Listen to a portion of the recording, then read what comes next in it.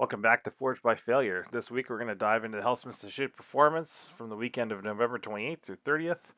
We had 4 undefeated lists emerge this weekend, and we're going to break down how they achieved their success. So just to start off with, I'm taking the data from Best Coast pairings. It doesn't give the complete picture. There are other ways to track tournaments for tournament organizers out there, but it's enough for us to take a strong snapshot of how the Helsmiths are performing across different tournaments and in different metas. So out of 13 Helsmiths players this weekend, 4 went undefeated. That's roughly 30%, which is a pretty good conversion rate for the new Battle Tome. If you can look at the slide in front of you, you can see that Demon Smith Cabal was used out of 3 times out of the 4 lists, and that we have some key units within the list.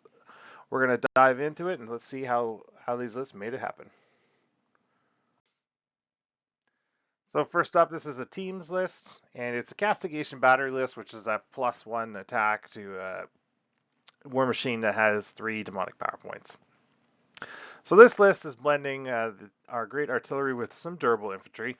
Uruktar is anchoring the army, and Bull Centaurs are providing the hammer, while double Deathstreaker rockets are looking to punish anyone at range or any monsters or war machines that would be unfortunate to get near them into the range. Reinforced Infernal Cohorts are very interesting, and they hold objectives, and the Ashen Elders giving those boosts to the Bulls probably.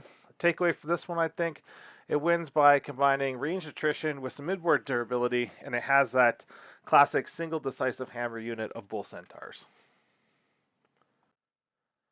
All right, let's take a look at the first list. Anthony Megro, which is a AOS coach, a very prolific content creator for Age of Sigmar. He took this to an RTT and went undefeated. So it's very interesting. This list leans into infantry here.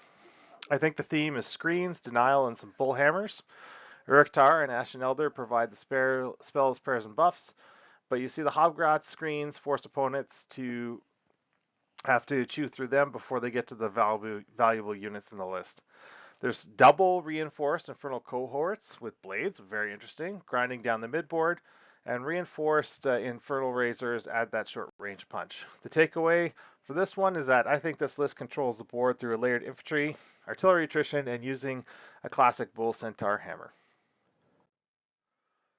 All right, the second list we're going to look at is Cameron Fackler's list. These are the next 3 lists that we talked about. So list 1, 2, 3, they're all the same RTT, funny enough. So this list takes a more aggressive approach. Instead of Uruktar, it's running a Demon Smith on Infernal Taurus, which pairs well with the Bull Centaurs. So it leads the charge, supports the double reinforced Bull Centaurs by letting them retreat and charge, and artillery softening targets while the Razors assist with some midboard damage. The theme of this list is attrition and pressure.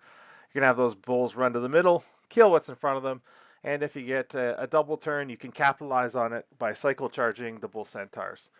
For me, the takeaway on this list is that it can apply pressure quickly and force your opponent to react to the threats the Bulls provide. Okay, last but not certainly least, we have Adrian Croft's Cabal list. This list looks like it mixes a bit of aggression with redundancy in the Dominator engines. So Uruktar anchors the army, and you have double reinforced Bull Centaurs and a double Dominator engine with maces. So it's really 4 hammer threats, the Dominator engines being a lesser threat. That Ashen Elder can pair with them well, add them the buffs through the Blessings of the Furnace, and you do have artillery attrition supporting from behind.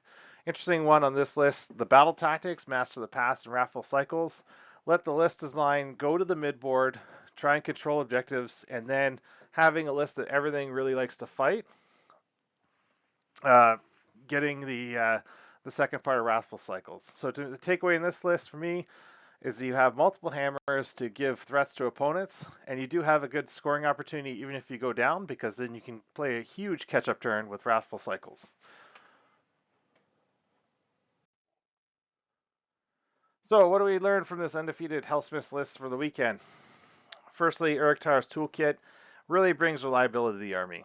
He can redistribute demonic power points, projecting mortal wounds through his spells, and as well, he can also move after charging via his rampage. It's a great war scroll, and he seems to have been a mainstay in several lists, and I think we'll see that going forward. Secondly, and this shouldn't be any surprise, we've seen it over the last couple of weeks, bull centaurs are the backbone of this army. We saw 5 reinforced units across the weekend, and they show they are the most dependable hammer that Helsmiths have access to. Lastly, Helsmiths, I believe, are primed for mid-board supremacy. They are a slow-moving army, but they do a lot of damage when they do arrive.